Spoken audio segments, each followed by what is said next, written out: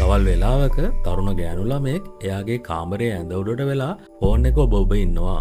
එයා ෆෝන් එකේ ගැලරි එකෙන් අම්මත් එක්ක ගත්ත පරණ ලස්සන සෙල්ෆියක් තෝරගන්නවා.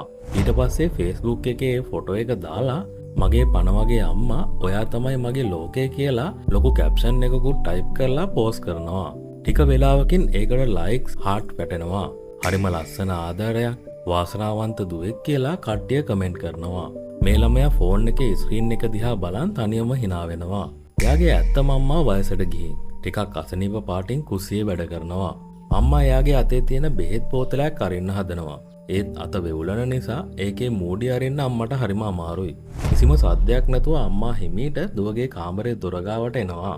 ඇවිත් අර බෙහෙත් බෝතලේ දුවට දික් කරලා ඇස් දෙකෙන් මේක ටිකක් ඇරලා දෙන්න කියලා අහිංසක විදියට ඉල්ලනවා. ෆෝන් එක දිහා බලන් hina වෙවි හිටපු දුව එකපාරටම මූණ අඳුරු කරගන්නවා. එයා හරිම තරහෙන් අම්මා දිහා බලලා අත් දෙකෙන්ම වද නොවි යන්න කියන සලකුණක් පෙන්නලා ආයෙමත් ෆෝන් එකටම මූණ ඔබා ගන්නවා. අම්මා කිසිම දෙයක් නොකිය හිමීට බිම බලාගෙන ආයෙමත් කුස්සිය පැත්තට ඇවිදගෙන යනවා. අම්මා ඈතට යනකොට දුව ආයෙමත් hina වෙවි අර Facebook එකේ අම්මා මගේ ලෝකය කියලා දාපු පෝස්ට් එකට වැටෙන කමෙන්ට් වලට රිප්ලයි කරනවා. අද ගොඩක් අය අම්මගේ තාත්තගේ උපන්දිනයට මව්වරුන්ගේ දිනයට සමාජ මාධ්‍යවල පිටු ගණන් පෝස්ට් දැම්මට ඇත්තටම ගෙදරදී එයාට වතුර ගුරක්වත් දෙන්නේ නැති තත්ත්වයක් තමයි තියෙන්නේ.